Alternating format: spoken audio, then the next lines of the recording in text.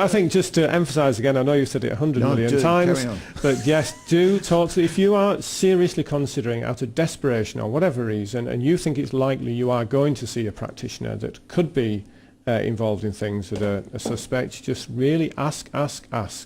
Drill them with questions, find out exactly what is happening. Yeah. Don't let them go until they've been honest about what is going on in these practices and what other things they practice besides the thing that you're immediately going to see them for. Going back to the last caller, what Avon said really is don't start until you've asked the question. That's right, yeah. You know, because you might have problems after that. Another quick question here from Colin. Is acupuncture harmless for a Christian? I would say not. Yes, you're protected because you're a Christian, you've got the Holy Spirit, but still we're in a fallen world and there are spiritual forces at work. If you're involved in acupuncture, I would have nothing to do with it. It's a very firm belief in the life force. There is acupuncture that's done just for pain relief, but then I'm not really aware of any that totally discard the life force energy belief system. But if there is, it's still, there isn't a lot of evidence for it. It would only be for pain relief, and there's not a lot of evidence to say that it's more effective than a placebo anyway. Yeah. But pain relief only. So if you're going with a liver complaint or something like that, I would just stay well away. I'll stay well away from acupuncturists anyway, but, to be honest. What are they seeking to do, Andrew, with sticking... I mean, suppose you do go with energy. You go with a liver complaint and they stick pins in different parts of your body. I mean, what are they seeking to do? How does that affect the part of the body that's ill? Well, it's just like somebody phoned in about kinesiology. As it says here, every muscle in the body is related to an organ and energy pathway called meridian. So it's even in these meridian pathways or even in kinesiology. But in acupuncture, it is wholly based on that, really, the belief in these pathways throughout your body, and the life force energy becomes blocked or imbalanced. And the use of these needles, physical needles, is supposed to release that natural energy, which is a good healing energy if it's released, supposedly. So if it's released or balanced, it's supposed to heal you. But it's all based on false beliefs. But can I just read something, a quote from the BMA, who did studies into acupuncture. He says, acupuncture is more effective for back pain, nausea and vomiting, migraine and dental pain.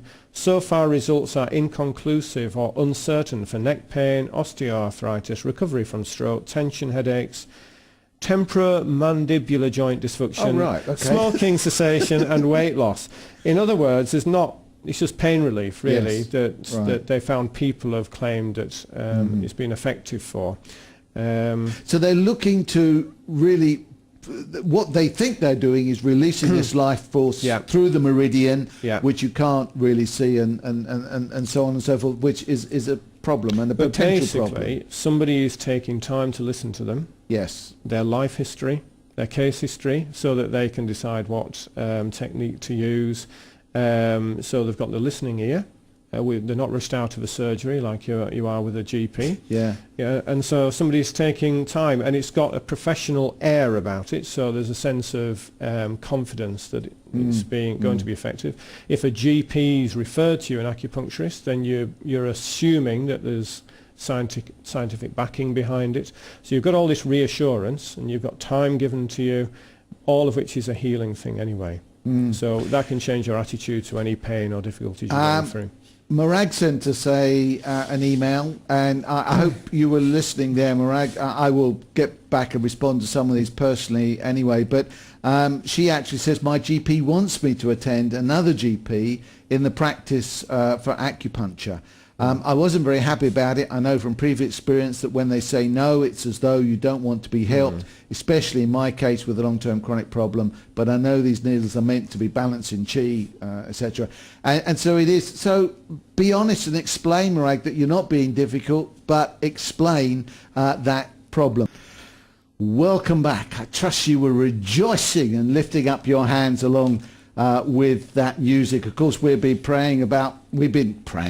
talking about laying on of hands, and the wrong way. We're going to move it a little bit more into looking at the positive side of healing right now. The phone lines are closed for a while because I want to chat with Lydia. I'll introduce you to Lydia in just a minute. But the emails are still open, so if you've got emails, do bring them through. If we don't have chance to do with them all, I will send them to myself and make sure you get some sort of answer. Well, hopefully it's when I'm away at the conventional weekend, so it may be Monday, but I'll try and get through as many as I can before that. But welcome, Lydia. Hi. Hi. Little nervous? Yes. Don't worry about it. It's just you and me. Well, your dad's here as well, but it's just... That's the worst bit, isn't it? That's the worst bit. He's here, is it? Yeah. It's just you and me. But Lydia, really want to talk to you because I know you've been through some quite difficult times.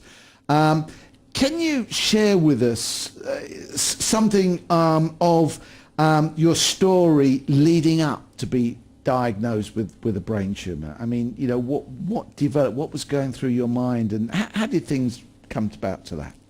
Well, I was brought up in a Christian family to start with, and I always believed in God. I always believed that I had a relationship with God, and I was close to him. But then about 9 years ago, when I was 8 years old, I was diagnosed with a brain tumour.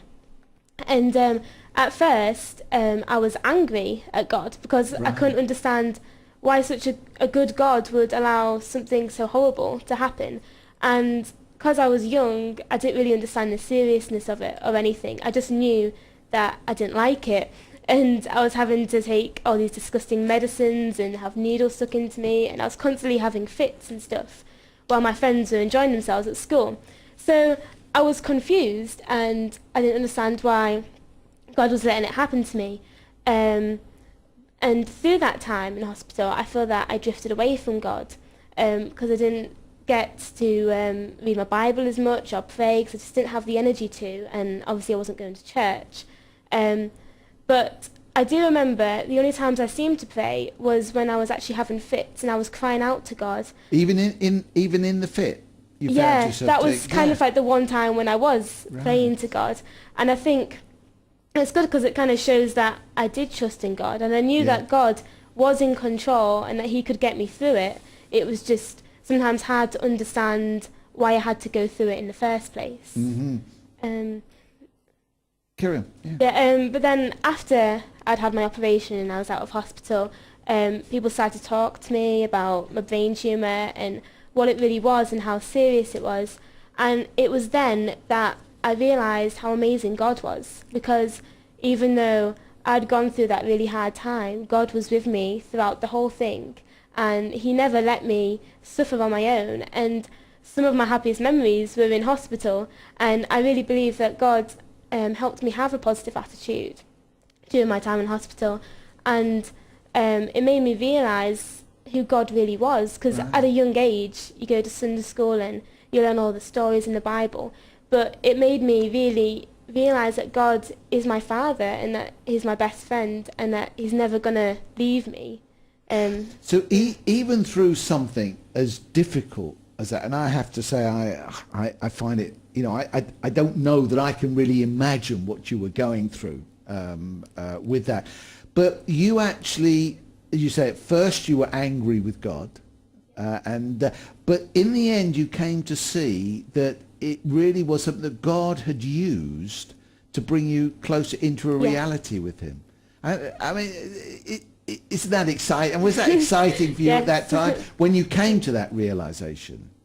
Yeah, and I remember saying to my parents afterwards that I was glad that I had cancer, because it allowed me to grow in my relationship with God and to really get to know him for who he really was. Right.